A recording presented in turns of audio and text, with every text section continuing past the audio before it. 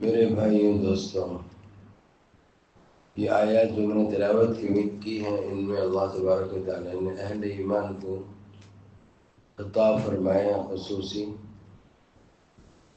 اور اپنے سے ڈرنے کا حکم دیا کہ اللہ سے ڈرتے رہو، تقوی حاصل کرو، متقی بن کر رہو۔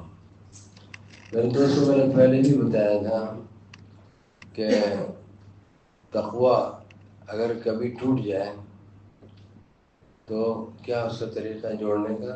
توبہ استغفار کر کے توبہ کر کے پھر تقوی کو جوڑ لے۔ جیسے آدمی باوضو ہے، باوضو رہنا چاہتا ہے، اگر وضو ٹوٹ گیا دوبارہ وضو کر لے، پھر باوضو ہو گیا۔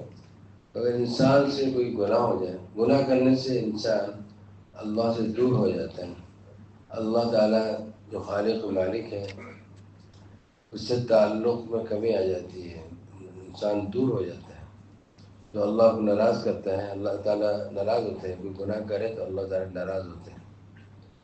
تو اللہ کو راضی کس طرح کیا جائے؟ توبہ کر لی جائے، یا اللہ مجھ سے غلطی ہوگی، مجھے معاف فرما دے، اب نہیں کروں گا، اپنی غلطی پہ افسوس کرے، ندامت کرے۔ تو اگر پھر کبھی گناہ ہو جائے پھر توبہ کر لیں، یعنی یہ نہ سوچنا کبھی کہ ایسا نہ ہو کہ توبہ ہم کر رہے ہیں اور پھر ٹوٹ جائے، پھر کریں پھر ٹوٹ جائے، تو ایسی توبہ کا کیا فائدہ؟ نہیں، یہ شیطانی وسوسہ ہے۔ شیطان آپ کو توبہ کرنے نہیں دے گا۔ شیطان جو ہے اس کا یہ پکا ایک طریقہ ہے کہ وہ بندے کو اللہ سے جوڑنے نہیں دیتا، کسی بھی طریقے سے دور کرنا چاہتا ہے اپنے اللہ سے۔ اللہ ہمارا ہے، ہمارا خالق مالک، ہم سب کو دور کرنے کی کوشش کرتا ہے شیطان، توبہ کرنے میں نہیں دیتا۔ کیا وسوسہ ڈالتا ہے؟ ارے تو توبہ کر رہا ہے، ابھی معافی مانگ رہا ہے، تو پھر تجھ سے کل گناہ ہو جائے گا، تو پھر توبہ کرتا ہے، فائدہ کیا ہے؟ یہ شیطانی وسوسہ ہے۔ یہ شیطان دھوکہ دے رہا ہے، مسلمانوں کو بہت دھوکہ دیتا ہے۔ تو کبھی بھی گناہ ہو جائے نا، فوراً اللہ تعالیٰ سے معافی مانگو۔ ہاں، باز اگر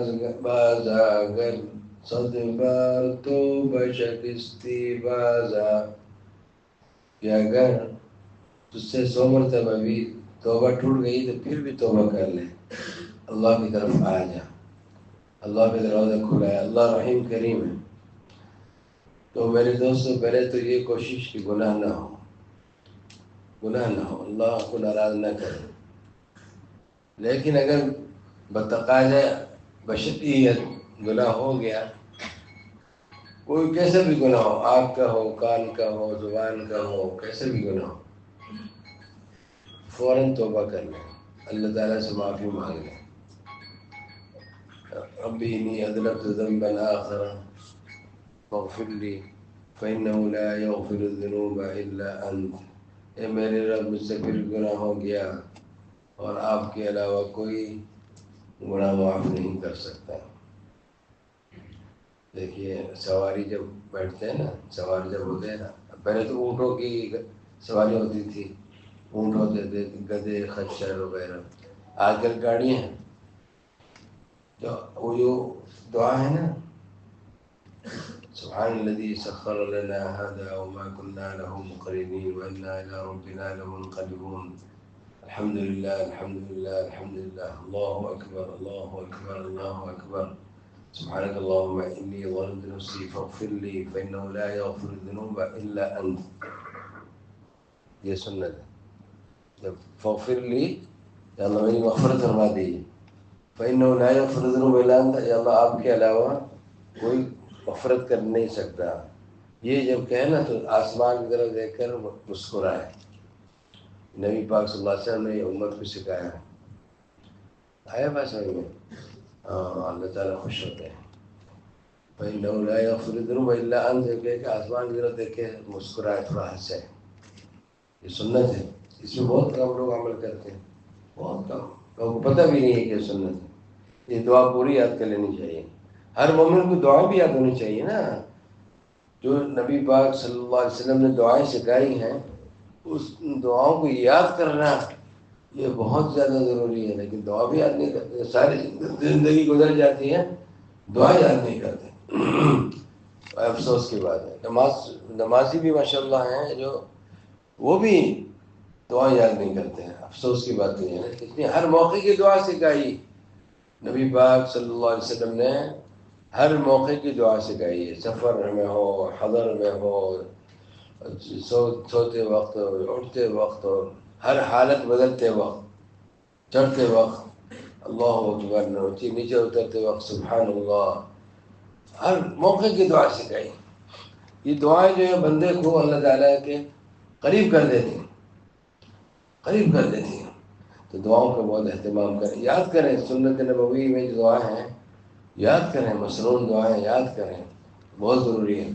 اب میں نے جو سواری کی دعا پڑھی ہے نا، اب یہ بھی یاد ہونی چاہیے۔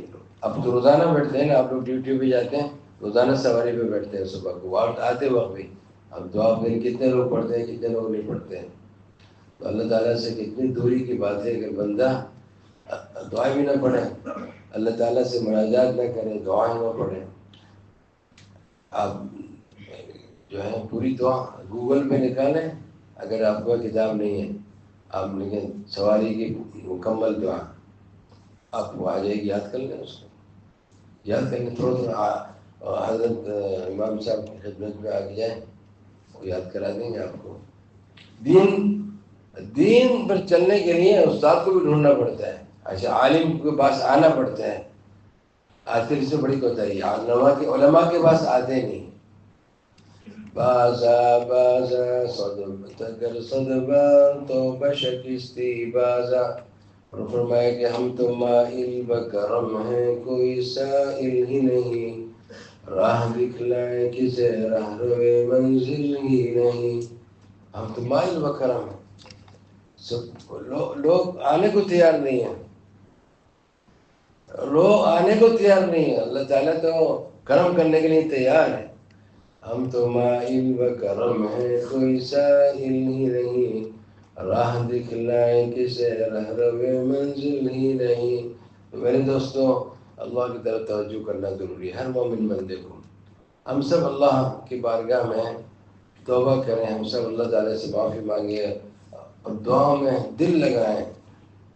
وقال ربكم ادعوني استجب لكم، فرمایا تمہارے رب نے کہ مجھ سے مانگو میں تمہاری دعا قبول کروں گا، مجھ سے دعا کرو میں تمہاری دعا قبول کروں گا۔